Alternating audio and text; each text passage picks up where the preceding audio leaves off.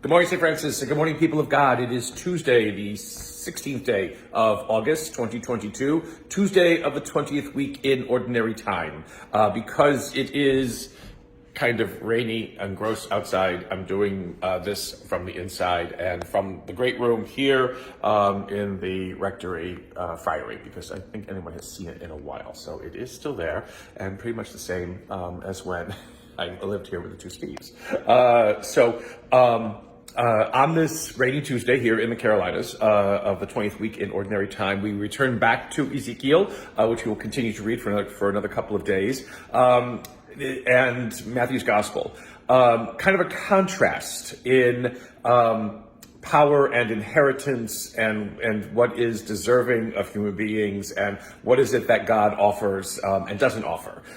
So in the 26th chapter of Ezekiel, there's all of a sudden this condemnation of the Prince of Tyre, again, Tyre along the seacoast of the Holy Land, along the seacoast of Israel, who has set himself up like a god because of his commercial success and the thriving nature of the city of Tyre, a city-state among other city-states that were along the coast in Israel at Ezekiel's time.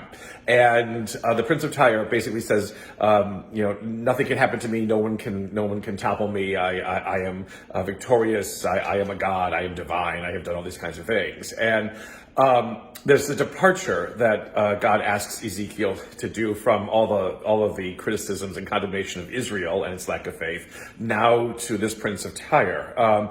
God is in one way showing God's superiority and supremacy over everything, including non-Jews, but also this sense in which this coming destruction of the Babylonian armies that are going to conquer and overtake all of the eastern Mediterranean coast is going to not just happen to Israel, but it's also going to happen to other city-states. And so this Prince of Tyre is going to fall victim to this. And again, God does this, again, to show God's own majesty. Although, again, through Ezekiel, there is a very graphic and very awful prophecy that is given to the Prince of Tyre that nothing's going to stop these armies from attacking and overrunning the city, and he is going to be put to death in an unceremoniously way.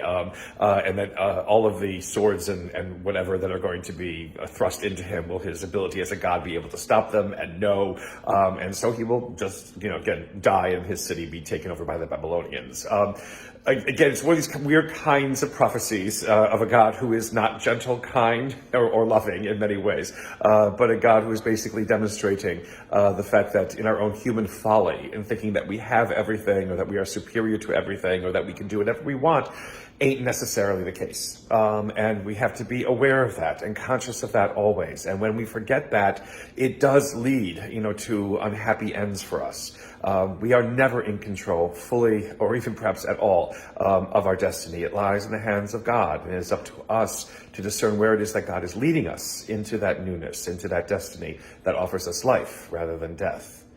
In contrast to all of that, we have Jesus and in Matthew's Gospel, again, talking about the rich not being able to enter into heaven and these kinds of things like that. And then Peter, standing up and said, well, we followed you. What's in it for us? Because again, Peter is not necessarily wealthy in the understanding of wealth and the time of Jesus. And so, Peter's saying, we've given up everything, and, what's going to happen?